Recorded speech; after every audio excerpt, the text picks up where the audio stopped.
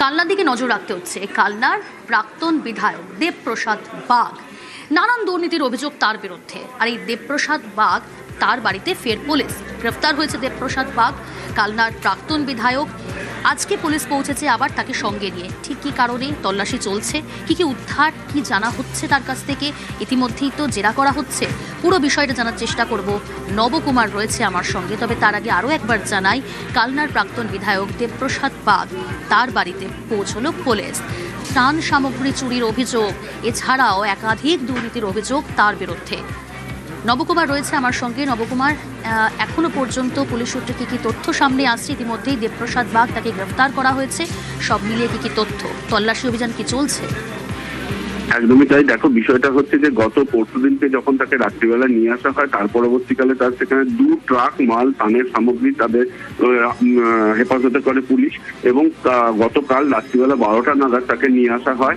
এবং যেহেতু নিরাপত্তা বিষয়টা খতিয়ে দেখতে পুলিশ প্রচুর পরিমাণে ক্রাউড এলাকাবাসী জড়ো হচ্ছে, সেই জন্য গভীর রাতে তাকে নিয়ে আসা হয় এবং তার হাতেই চাবি দিয়ে খোলা হয় এবং সেখানে ভিডিও ফটোগ্রাফি তারা করে এবং সে তার কনসেন্ট নিয়ে এবং পুলিশরা তারা যে কিছু নিয়ে নিরস্ত্রভাবে তার ভেতরে ঢুকছে তারও প্রমাণ দলিল তুলে নিয়ে তারপরে ভেতরে প্রবেশ করে। প্রায় ঘন্টা দিয়ে সার্চিং করা হয় বিভিন্ন জায়গায়, কিন্তু তার পরবর্তীকালে কিছু পাওয়া যায় না, হতাশ হয়ে ফেরে।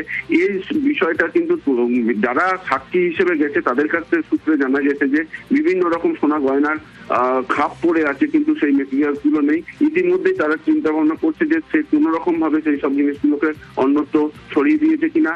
সেই বিষয় নিয়ে রীতিমতন ভাবে পুলিশরা অন্য হয়ে চারদিকে তদন্ত করছে এবং অন্যান্য যারা অনুগামী আছে তার সেগুলো বিষয় থেকে খতিয়ে দেখা হচ্ছে।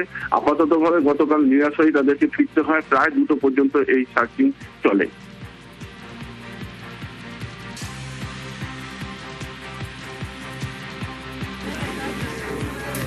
নবকুমার, তুমি যেমনটা বলেছে, সাক্ষীদের নিয়ে ফের দেবপ্রসাদের বাড়িতে পুলিশ। এবং এই দেবপ্রসাদ বাগ, প্রাক্তন বিধায়ক, তার বিরুদ্ধে ত্রাণ সামগ্রী চুরির অভিযোগ, ত্রাণ দুর্নীতির অভিযোগ। একজন বিধায়কের বিরুদ্ধে, প্রাক্তন বিধায়ক তিনি কালনার, এখনো পর্যন্ত গ্রেফতার করা হয়েছে তাকে, জেরা করা হচ্ছে।